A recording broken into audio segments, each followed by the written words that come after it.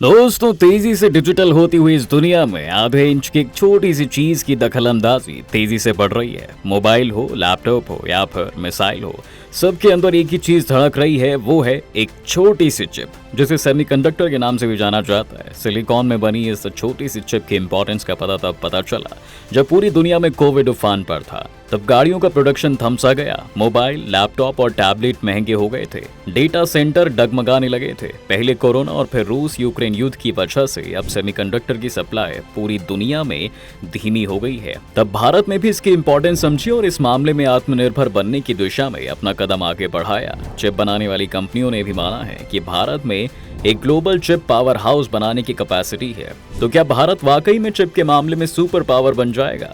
चलिए जानते हैं आज के इस वीडियो में इस पूरे मामले को विस्तार से। सबसे पहले समझते हैं चिप या सेमीकंडक्टर क्या होता है। दोस्तों, सेमीकंडक्टर को पूरी दुनिया में न्यू ऑयल कहा जा रहा है। सेमीकंडक्टर यानी अर्धचालक ऐसा मटेरियल है जिसमें कंडक्टर यानी सुचालक और इंसुलेटर यानी कुचालक के बीच कंडक्टिविटी होती है। जी हाँ दोस्तों, सेमीकंडक्टर में सिलिकॉन, जर्मेनियम, गैलियम और आर्सेनाइड या कैडमियम सेलेनाइड जैसे एलिमेंट शामिल होते हैं। आसान भाषा में समझें तो बिजली जिस भी चीज से गुजरती है वो गर्म हो जाती है, लेकिन सेमीकंडक्टर के होने पर ऐसा नहीं होता। यह बिजली को हीट के रूप में बेकार नहीं होने देता है, इसलिए इसका रोल इंपॉर्टेंट होता है। हमारे आसपास मौजूद इलेक्ट्रॉनिक चीजों में ये पावर सप्लाई को कंट्रोल करती है। इससे हमारी कारों, लैपटॉप, स्मार्टफोन, फ्रिज और अलग अलग इलेक्ट्रॉनिक सामानों में बिजली को कंट्रोल किया जाता है। चलिए अब समझते हैं कि आखिर सेमीकंडक्टर चिप कैसे बनता है। दोस्तों, सेमीकंडक्टर चिप को बेहद ही कॉम्प्लेक्स प्रोसेस से बनाया जाता है, जिसमें पहला स्टेप रॉ मटेरियल को तैयार करना होता है। रॉ मटेरियल के रूप में सिलिकॉन, जर्मेनियम, गैलियम, आर्सेनाइड और इंडियम फास्फाइड शामिल होता है। इन मटेरियल्स को शेप देने के लिए सबसे पहले इसे प्रोसेस और क्लीन किया जाता है। यही सेमीकंडक्टर चिप बनाने का सबसे पहली नींव होती है। सेमीकंडक्टर चिप बनाने का काम सिलिकॉन वेफर से शुरू होता है, जिसे काट कर तब तक पॉलिश किया जाता है जब तक कि ये चिकने ना हो जाएं। इस वेफर को पी टाइप और एन टाइप सेमीकंडक्टर बनाने के लिए इसमें बोरॉन और फास्फोरस को ऐड किया जाता है। इस प्रोसेस को डोपिंग के नाम से भी जाना जाता है। पी टाइप सेमीकंडक्टर्स में होल्स की संख्या ज्यादा होती है, तो वहीं एन टाइप सेमीकंडक्टर्स में इलेक्ट्रॉन्स की संख्या ज्यादा होती है।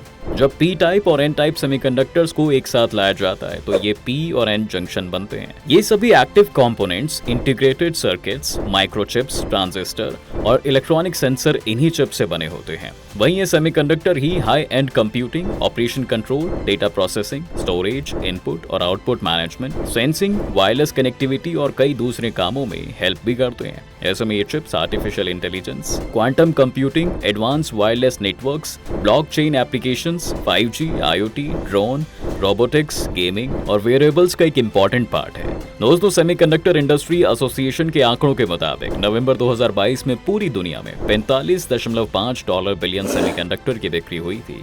वहीं दुनिया में सेमीकंडक्टर बनाने वाले टॉप 5 देशों में ताइवान, चीन, जापान, दक्षिण कोरिया और अमेरिका भी शामिल हैं। 2022 में सेमीकंडक्टर इंडस्ट्री ने कुल 1.15 ट्रिलियन सेमीकंडक्टर चिप्स बेची थी, जिसमें सैमसंग दुनिया की सबसे बड़ी सेमीकंडक्टर चिप बनाने वाली कंपनी है, जिसने 2021 में कुल $83.9 बिलियन की सेमीकंडक्टर चिप्स बेची हैं। फिलहाल सेमीकंडक्टर चिप्स की सबसे ज्यादा मांग चीन में है।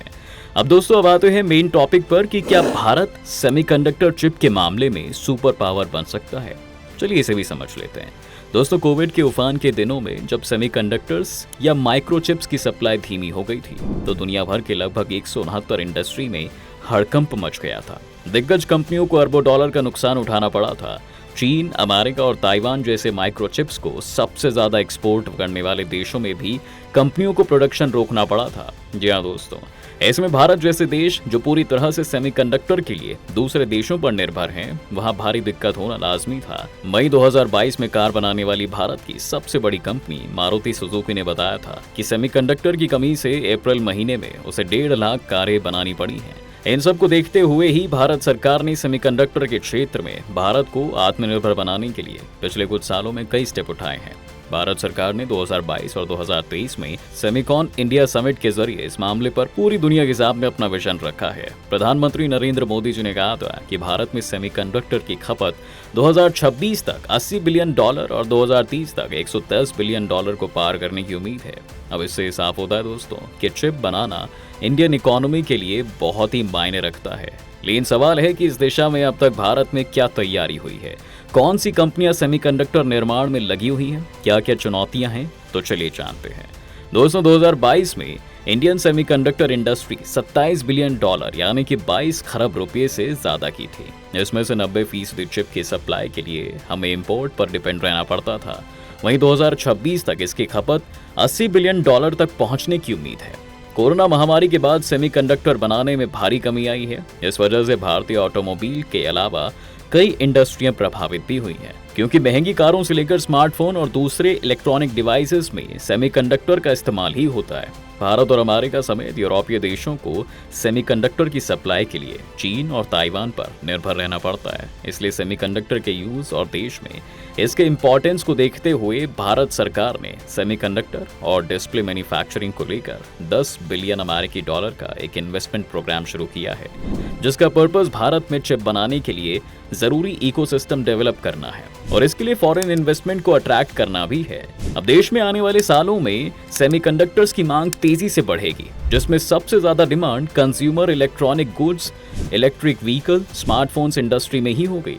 वहीं टेलीकॉम सेक्टर में पूरी तरह से 5G सर्विसेज के आने के बाद IoT डिवाइस का इस्तेमाल तेजी से बढ़ेगा। जी हाँ दोस्तों, इस वजह से स्मार्ट इलेक्ट्रिक डिवाइसेस की मांग भी बढ़ेगी। भारत हर साल 100 अरब डॉलर के इलेक्ट्रॉनिक्स का इंपोर्ट करता है। इसमें 30 अरब डॉलर के सेमीकंडक्टर और डिस्प्ले ग्लास शामिल हैं। भारत में सेमीकंडक्टर बनाने के लिए माइनिंग और मिनरल क्षेत्र की दिग्गज कंपनी वेदांता ग्रुप सबसे आगे है। अब इसके लिए दोस्तों कंपनी जरूरी रिसोर्सेज और टेक्नोलॉजी पार्टनर ढूंढ रही है। वेदांता ग्रुप की पार्टनरशिप इससे पहले ताइवान की कंपनी फॉक्सकॉन से हुई थी, जो अब खत्म हो चुकी है। हालांकि इसके बाद कंपनी के चेयरमैन अनिल अग्रवाल ने कहा था कि इससे हमारे मिशन पर कोई असर नहीं पड़ेगा, क्योंकि जॉइंट वेंचर के लिए कई दूसरी कंपनी तैयार हैं। जी हाँ दोस्तों, उन्होंने कहा था कि वेदांता लिमिटेड ने भारत में अब तक 35 अरब डॉलर का इन्वेस्टमेंट किया है और कंपनी आने वाले सालों में और भी इन्वेस्टमेंट करेगी। वहीं कुछ और विदेशी कंपनियों ने भी भारत में सेमीकंडक्टर बनाने के लिए इन्वेस्टमेंट में अपना इंटरेस्ट दिखाया है। अब इन सब के बाद भी सेमीकंडक्टर बनाने में बहुत सारी चुनौतियां हैं, क्योंकि ये बहुत ही कॉम्प्लेक्स टेक्नोलॉजी वाली फील्ड है, जिसमें बहुत ज़्यादा इन्वेस्टमेंट, हाई रिस्क भी शामिल है। इसके टेक्नोलॉजी में बहुत ही जल्दी बदलाव होते रहते हैं, इसलिए इसमें कॉन्टिन्यूसली इन्वेस्टमेंट की ज़रूरत पड़ती रहती है। सेमीकंडक्टर बनाने के लिए ग्रीनफील्ड लोकेशन पर इकोसिस्टम को डेवलप करना एक बड़ी चुनौती है, क्योंकि इसके लिए दोस्तों ज़रूरी इंफ्रास्ट्रक्चर की आवश्यकता होती है, जिसमें लगातार बिजली की भारी मात्रा में साफ पानी और महंगी वाटर ट्रीटमेंट प्लांट लगाने की ज़रूरत होती है। चिप बनाने के लिए सैकड़ों केमिकल्स और गैसों की भी ज़रूरत होती है। देश में सेमीकंडक्टर के बनने से न केवल ग्लोबल मैन्युफैक्चरिंग की फील्ड में भारत की स्थिति मजबूत होगी, बल्कि इससे देश में लाखों नौकरियां भी पैदा होंगी। जी हाँ दोस्तों, और इकोनॉमी को तेजी से बढ़ने में मदद भी मिलेगी। अब आने वाले कुछ सालों में इस बात की भी संभावना है कि भारत सेमीकंडक्टर बनाने में चीन, ताइवान और दक्षिण कोरिया को पछाड़कर आगे निकल जाए और दुनिया भर में बड़ा चिप सप्लायर बन जाए। असल में भारत का ये सपना उस रिपोर्ट से जुड़ा हुआ है दोस्तों, जो करीब 1 साल पहले अगस्त 2022 में आई थी। दरअसल इंडिया सेमीकंडक्टर मार्केट रिपोर्ट 2019 से 2026 पब्लिश हुई थी और इस पर research India Electronics and Semiconductor Association और Counterpoint Research and Research भी की थी। दरअसल इस रिसर्च रिपोर्ट में ये कहा गया था कि भारत सेमीकंडक्टर कंपोनेंट को लेकर दुनिया की दूसरी सबसे बड़ी मार्केट बन जाएगी। यही वो रिपोर्ट है दोस्तों, जिसे भारत अब बेस बनाकर काम करने में लगा हुआ है। अगर भारत इस टारगेट को पूरा करने में कामयाब हो जाता है, तो फिर क्या अमेरिका और क्या यूरोप, सेमीकंडक्टर मार्केट में भारत के सामने किसी की कोई औकात नहीं रह जाएगी। इसी वजह से भारत हर उस कंपनी के लिए रेड कारपेट बिछाने को तैयार खड़ा है जो सेमीकंडक्टर चिप्स बनाती है। कुछ दिनों पहले ताइवान मंत्री ने भारत के साथ कारोबार बढ़ाने का भी फैसला किया है, जिस पर भारत और ताइवान के बीच जल्द ही बातचीत भी हो सकती है। दोस्तों, ताइवान दुनिया को 70% सेमीकंडक्टर की सप्लाई करता है। अगर ताइवान कंपनियां भारत में आती हैं तो चीन को बड़ा झटका और भारत के लिए सौदे का बड़ा फायदा हो सकता है। भारत ताइवानी कंपनियों को यहां लाने और स्पेशल इकोनॉमिक जोन बनाने के लिए स्पेस की तलाश कर रहा है। साथ ही इंफ्रास्ट्रक्चर पर भी काम किया जा रहा है। ताइवानी चिप कंपनियां भारत में आकर उस टारगेट को पूरा करने में मदद कर सकती हैं, जिसका भारत सपना देख रहा है। तो दोस्तों, आप क्या सोचते हैं इस पूरे मामले के बारे में? आपको क्या लगता है, क्या भारत आने वाले समय में सेमीकंडक्टर के फील्ड में सुपर पावर बन पाएगा? अपनी राय हमें कमेंट बॉक्स में जरूर रखिए। अगर आपको हमारा वीडियो अच्छा लगा हो तो लाइक कीजिए और हमारे चैनल को सब्सक्राइब भी जरूर कीजिए।